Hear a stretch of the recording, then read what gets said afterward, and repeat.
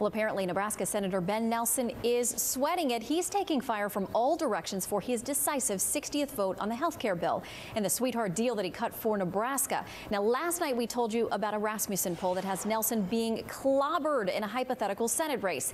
The senator is not up for re-election until 2010, probably glad after seeing those numbers, but he felt the need to run an ad that aired tonight during the Nebraska-Arizona Pacific Life Holiday Bowl football game. In it, Nelson defends his record and says that he voted for a plan that helps Nebraska and is not a government takeover of health care.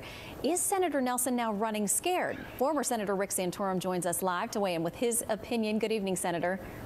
Hi, Shannon. All right, he aired an ad. He's not running for 3 more years. What do you make of that?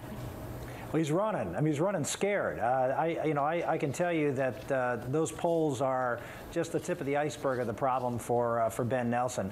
You know, the people of Nebraska are embarrassed. They're embarrassed that a man who stood up and said that he was going to fight this bill on principle basically sold out for $100 million for the state of Nebraska. And the people of Nebraska, the governor of Nebraska, who was in that poll that you just showed, said they don't want the money. They don't want any special treatment. You have 13 attorney generals across the country saying that if that provision stays in the bill, they're going to go to court and try to take it out. This is a firestorm that he started because he pretended that he cared about an issue of principle and eventually sold out for money, and that is never going to go over in a state like Nebraska. Well, let me ask you this. You know that 3 years in politics is a lifetime, essentially. Do you think when 2012 rolls around, the voters will remember this, and more importantly, will they still care?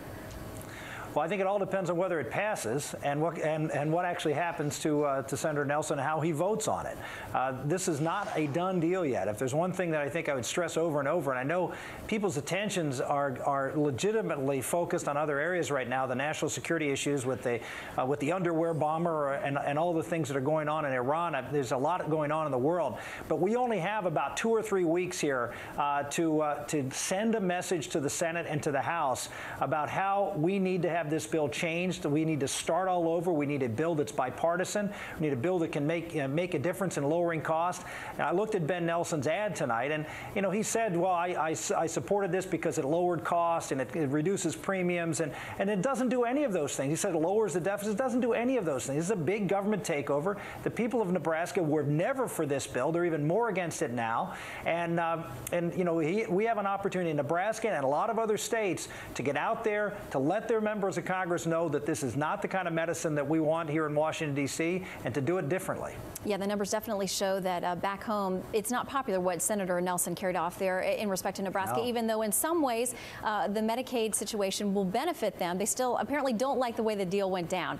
A lot of accusations flying towards Senator Nelson, also towards Senator Harry Reid and how this thing came together. Very harsh language, questions about the ethics of this. Do you think we'll see further challenges about how this bill came together? Absolutely. I think one of the things that they're going to have problems with is their left. Folks like Howard Dean and Bernie Sanders and others in the Senate don't like this bill. They don't like it, and they don't like the way it was put together. They don't like the idea that they're going to abandon their left-wing proposals like the government option and the expansion of Medicare, the things the left really cares about. They're not happy with this bill right now. They've been sort of quiet, but they're very unhappy. And they're unhappy that they were able to push a bill that's not a particularly good bill from their perspective, and they did it by buying off people. Well, their sense was if you're going to buy people off, at least get a good bill. So the problem that Harry Reid's going to have and the Democrats are going to have is that they're trying to convince their members that the only way our base shows up in November is if we pass this bill. The problem is the base doesn't like this bill, and they're not going to show up, and all they're going to do is alienate their base and tick off independents who are legitimately disillusioned about how Barack Obama is governed, and Republicans who are mad as to get out there and vote in November. It'll be interesting to watch it unfold next year. Senator, thank you so much for your time, and Happy New Year. My pleasure. Same to you, and prayers go out to Rush tonight, too. Absolutely.